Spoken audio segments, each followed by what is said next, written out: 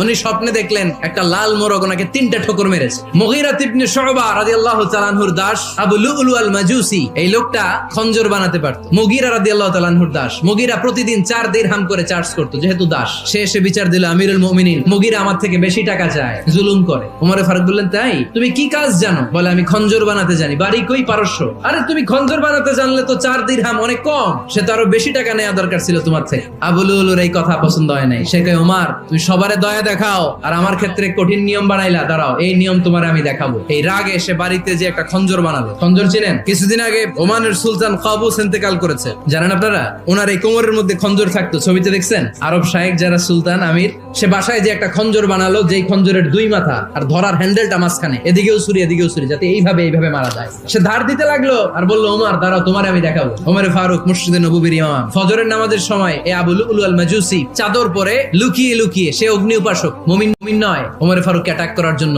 গেলেন। তখন ওনারা অন্ধকারে নামাজ পড়তো। নামাজের সময় যখন হলো, লুকিয়ে লুকিয়ে প্রথম কাতারে ওমরে ফারুকের পিছনে মুয়াজ্জিনের পাশেই দাঁড়ালেন, হাতে খঞ্জর। একামত হলো, ওমরে ফারুক সালাত শুরু করলেন, ফজরের সালাত, আল্লাহু আকবার শুরু করলেন, সূরা ফাতিহা বললেন। আরেকটা সূরা যখন পড়তে যাবেন, in the meantime Abu Lulu এই খঞ্জর নিয়ে ওমরে ফারুকের বুকের মধ্যে 3টা স্টেবিং করলেন। একটা মারলেন নাভির নিচে, মারার সাথে সাথে পাকস্থলী কেটে গেল।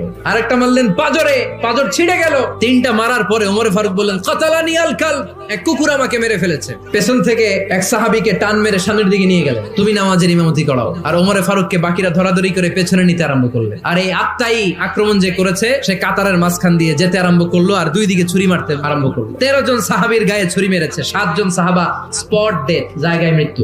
এই ভয়ঙ্কর অবস্থা দেখে এক সাহাবী, বুরনুস, এক ধরনের জুব্বা আছে মাথাওয়ালা, অনেকে জ্যাকেট পরছেন না এরকম মাথাওয়ালা, লম্বা জুব্বা আছে, আরবরা শীতে পরে মাথাওয়ালা, এই মাথাওয়ালা জুব্বা বের করে এক সাহাবী জালের মতো তার দিয়ে উড়ায় মারল। ওই বুরনুসের মধ্যে পেঁচিয়ে আবু লুলু মাটিতে পড়ে গেল আর সুইসাইড করে ফেললো, নিজের বুকে নিজে মেরে আত্মহত্যা। যেই সাহাবীকে ইমামতির জন্য দাঁড় করালেন, উনি ছোট্ট সূরা দিয়ে প্রথম রাকাতে সূরা আল কাউসার, দ্বিতীয় রাকাতে সূরাতুল ইখলাস দিয়ে নামাজ শেষ। ওমরে ফারুক বেহুশ, সবাই কান্নাকাটি করতেছে। সবাই দেখতে গেলেন, এখন হুঁশ ফিরে না। মুখের মধ্যে, মুখ খুলে রাষ্ট্রের চিকিৎসক মুখের মধ্যে দুধ দিলেন, ওই নাভি দিয়ে দুধ বের হয়ে যায়। তারা বললো, ওনারে বাঁচানো সম্ভব না, দেখেন হুঁশ ফিরে কিনা। হুঁশ ফিরলে ওনার পরে কে আমির হবে, উনি যেন প্যানেল ঠিক করে দিয়ে যায়। সবাই তাকিয়েছে ওমরে ফারুকের চোখের দিকে। আল্লাহর মেহেরবানিতে ঘন্টা খানিক পরে উনি চোখ খুললেন। চোখ খোলার পরেই বলেন নাই, ও মা আমি মরে যাই। চোখ খোলার পরে উনি বলেন নাই, কে মারলো আমারে। চোখ খোলার পরে উনি বলেন নাই, আমার পরে নেতা কে হবে। চোখ খোলার পরে সর্বপ্রথম কথাটি ছিল, আসল্লান নাস, আমার নেতৃত্বে যে ফজরের নামাজটা শুরু হয়েছিল, এটাকে ঠিক মতো তোরা পড়েছিলি? This is Omar, our super hero. নেতা অনেকগুলো লাগে না, এরকম নেতা একটাই যথেষ্ট, যে গোটা বিশ্বকে কাঁপায় দিতে পারে। চিল্লায় বলো ঠিক কিনা?